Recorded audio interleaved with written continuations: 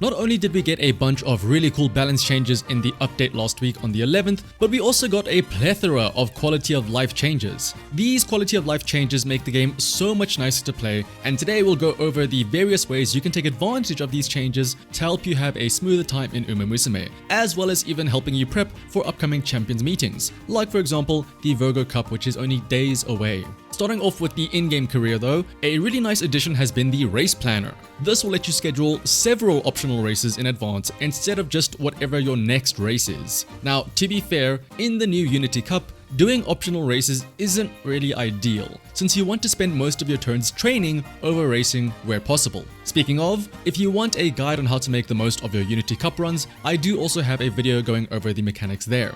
But coming back to the race planner though, another big benefit is that because of many things happening in Unity Cup, it's a lot easier to forget about doing specific races. Who knows, maybe that YouTube video you have playing on the side got really interesting, and then because of that, you hit the Unity race and then you got excited because you finally beat the Turf Queens or something like that, and then because of this you forgot to run a specific race. Now, one reason why you should consider planning out optional races though, is that along with the balance update, several Umas now have secret events that require you to win certain races. For example, Grass Wonder gets a bunch of stats and a skill hint for winning the Triple Crown in her classic year. However, she only has one of these races as a goal race, so you need to make sure that you plan out the other two. So if you are aiming to try and get certain secret events for Umas, you can schedule their goal races as well as save that schedule for future runs too, to make sure that you never miss the chances. Next up, a huge quality of life that honestly I still need to get around to doing myself is the veteran list sorting. First, we have several favorite icons to choose from now, so you can be more specific with how you mark your Umas. Maybe your aces can be a carrot, your grandparents with good skills can be cakes, and your parents for each different style, a different shoe.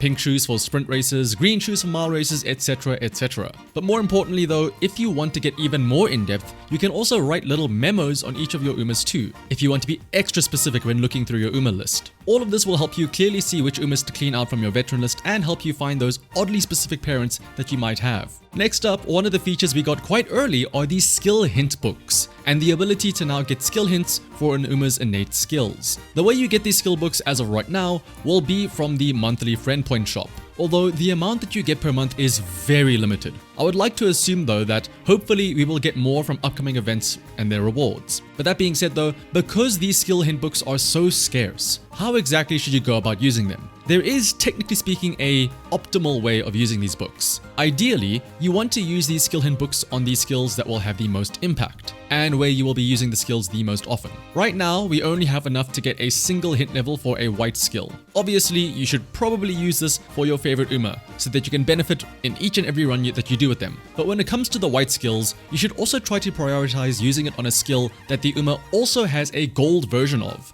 Because when you combine the 3 hint levels of the white skill, as well as the 3 hint levels you can get for the gold version, you can significantly reduce the final cost of purchasing that gold skill. The other thing to consider when choosing what skill hint to reduce is you want to choose skills that are more widely used, or generic for lack of better terms. For example, if we look at the Fantasy El Condor Pasa, she has 2 really good gold skills in Furious Feet and Rising Dragon.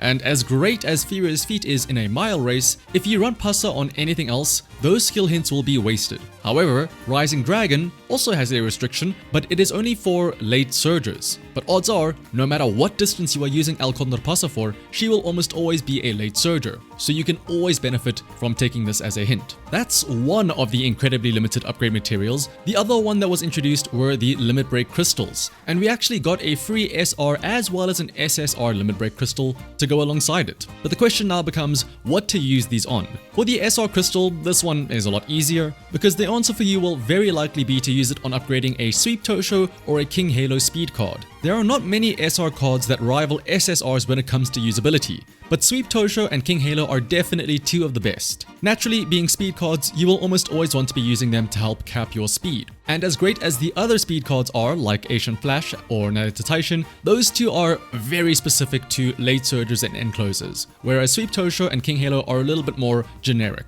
However, the bigger topic of debate is what you should do with that SSR crystal. As an important note about these crystals, unlike the SSR selector ticket that we recently got from the half anniversary missions, these crystals can be saved and used for any support card past, present, or future, with the caveat being that you need to at least have one copy of the card first in order to upgrade it. This is different from the selector tickets that do not get updated as more supports or Umas are added into the pool. So if you decide to save this crystal, you could use it on whatever new busted SSR support comes out in the future later down the line as well. Now, one very popular choice you can consider is that if you currently have a Limit Break 1 Kitasan Black, then using both the selector ticket and the crystal will let you upgrade it to a Limit Break 3, which is a very good breakpoint where Kitasan Black becomes very usable. Obviously, it won't be as good as a max Limit Break 1, but what you gain from that last Limit Break isn't really that important compared to the previous levels. Yes, she gets more specialty priority, but as someone with a max Limit Break Kitasan Black myself, I can tell you that she could have 1000 specialty priority and she will still find a way to sit on guts every single turn.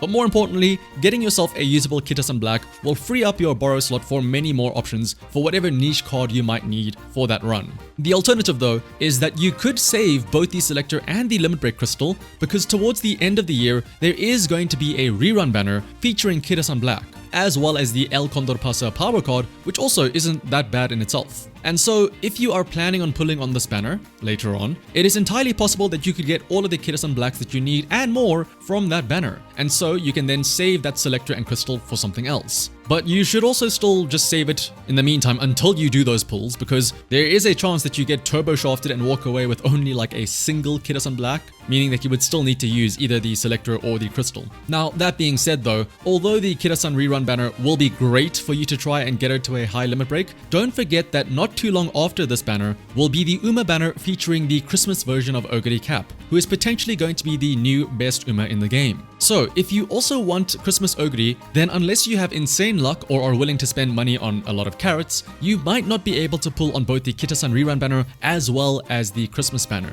In which case, maybe using that selector and the crystal might not be a bad idea for your Kitasan Black. Again, assuming that you do have her at Limit Break 1 already. If you don't have her at Limit Break 1, you're probably better off still pulling for the banner to maybe get at least 1 or 2 copies and see if you get lucky before going to the Spark. And lastly, a great feature that has been added to the game that you really should be making use of, especially to help prepare for champions meetings, is the use of practice matches. These are private lobbies that you have full control over when it comes to what Umas are racing. Most importantly too, you can put several of your own Umas, even these same ones, into one race. So if you've ever wondered to yourself, which one of these Gross Wonders is better between the two? Well, how about putting them in a race against each other to find out yourself? Or alternatively, you can also join my Discord server linked down below and ask for some help there from the friendly people in the Discord server. But not only can you choose several of your own same Umas, you can also choose which opponent Umas to run against in these races. So if you want to make sure that you can beat out all those Taiki shuttles,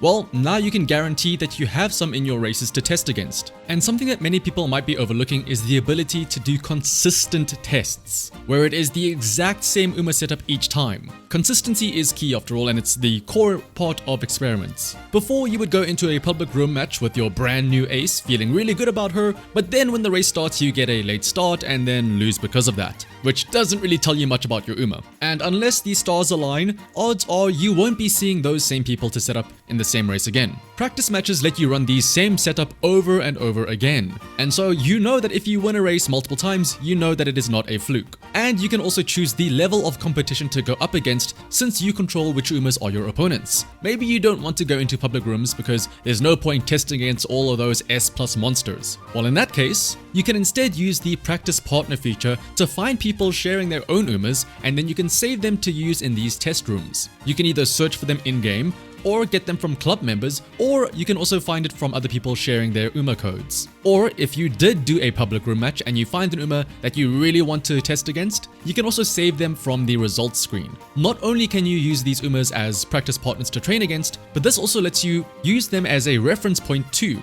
since you can look at their inspirations and their support deck in case you maybe need some ideas of your own on how to build a specific Uma. But otherwise though, those are some of the biggest quality of life changes that were added into Uma Musume. Of course, there were other cool additions like the multi-race option for team trials and daily races, as well as the built-in feature that shows you the results of each choice you make in the career. Hopefully though you found some of these tips helpful, and if you did, liking, commenting, and subscribing would be greatly appreciated. In fact, speaking of commenting, why not comment down below how you are using the new favorite system to mark your veteran Umas? No, like seriously, please. I need some inspiration and ideas myself on how to clean up my veteran list. But otherwise though, I hope that your Virgo Cup goes well, and until next time, bye bye!